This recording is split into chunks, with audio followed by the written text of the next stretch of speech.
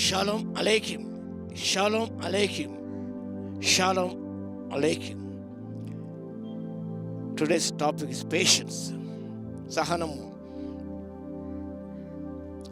వాక్యభాగము భక్తుని యాకోబు రాసిన పత్రిక 5వ అధ్యాయం 11వ వచనంలో యోబు యొక్క సహనం గురించి మీరు వింటారు కదా. సహనానికి యోబు ప్రతీకగా ఉన్నాడు. అబ్రహాముకు సమకాలీకుడు.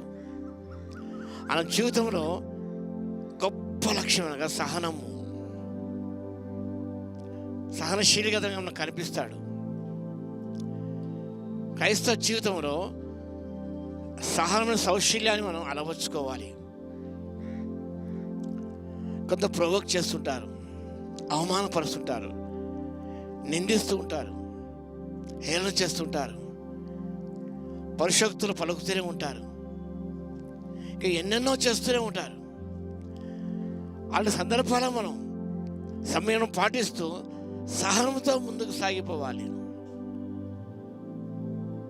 పౌలు భక్తులు కూడా మీ సహనాన్ని సకల జనులకు తెలియబడనీయుడి, ఎందుకనగా ప్రభు సమీపంగా ఉన్నాడు. Let your moderation be known to all men, God is at hand. ప్రభు సమీపంలో ఉన్నాడు.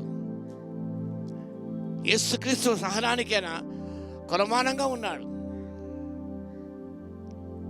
సహనానికైనా నిదర్శనంగా ఉన్నాడు, సహనానికి మాదిరిగా ఉన్నాడు. ధర్మశాస్త్రమైన కాలంలో యోబు యథార్థంగా జీవించాడు, భక్తితో జీవించాడు. తన కుటుంబాన్ని భక్తి ప్రవృత్తితో పెంచినవాడు. కానీ సమస్తాన్ని కోల్పోయినప్పుడు, స్నేహితులు నిందించినప్పుడు, స్నేహితులు నిందించారు అయినప్పుడు కూడా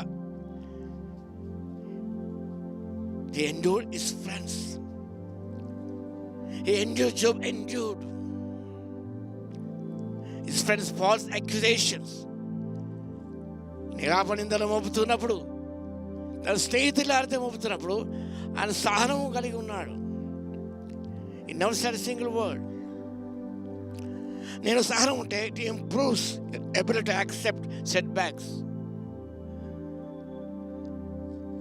Patience improves your ability to accept setbacks, enjoy life more and more.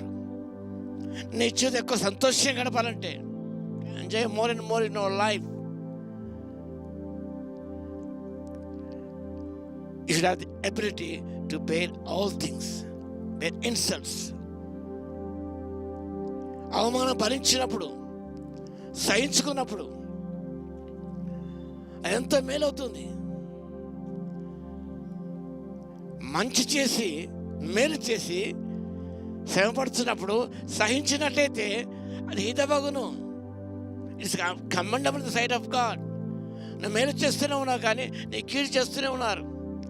కానీ సహించుకున్నప్పుడు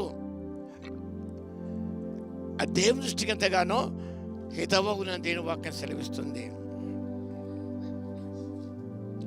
అంత మాత్రం కాకుండా patience provides us to reach greater levels.